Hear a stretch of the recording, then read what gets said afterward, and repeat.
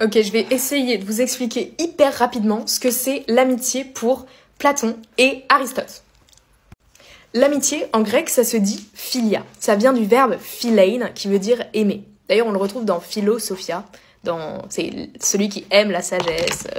Et si aujourd'hui, je vous demande de me définir ce qu'est un ami, vous allez peut-être me dire c'est quelqu'un avec qui je peux rire, c'est quelqu'un avec qui je peux être moi-même, c'est quelqu'un avec qui je peux parler sans être jugé, sans me sentir mal, sans me sentir blessée. C'est quelqu'un qui me fournit un espace dans lequel je me sens bien.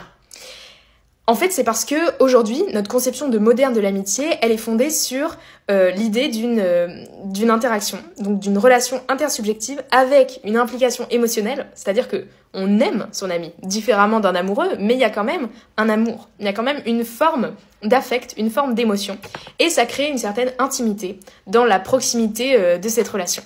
Mais en fait, pour Aristote, pour Platon, pour les Grecs, l'amitié, c'était pas que ça. Parce que dans l'Éthique à Nicomaque, qui est un livre dans lequel, au livre 8, Aristote parle précisément de l'amitié, eh bien, il dit qu'il est ami avec son cheval.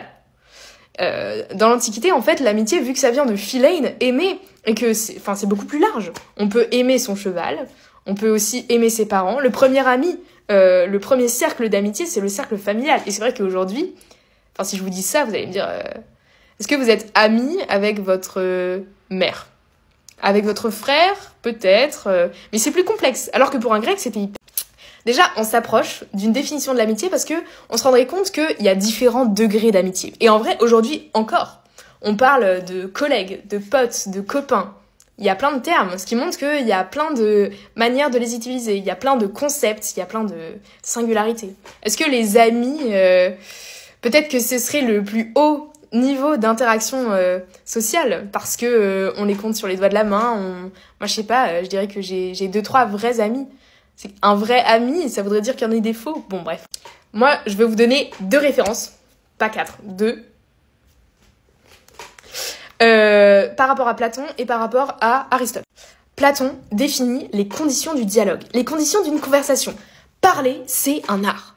Mais en fait, il définit les conditions nécessaires pour que le dialogue ne soit pas toxique, ne soit pas stérile, ne serve pas à rien. Parce que on a envie que ça serve à quelque chose.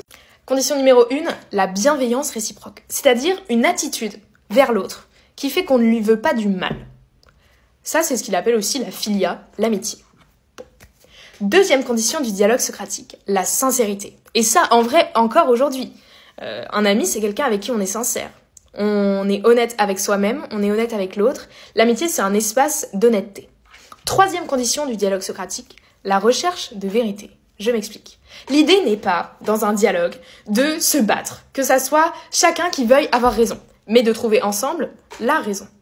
C'est pas juste que le but n'est pas de faire mal à l'un pour que l'autre soit reconnu comme supérieur.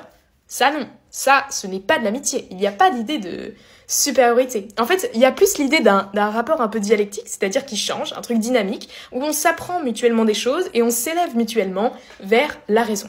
Voici donc les 3 conditions du dialogue socratique qui peuvent nous faire réfléchir sur qu'est-ce que l'amitié.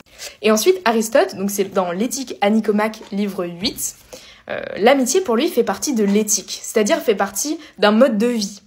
Et pour Aristote, il y a 3 types d'amitié, encore 3. La première amitié, c'est l'amitié fondée sur l'utile.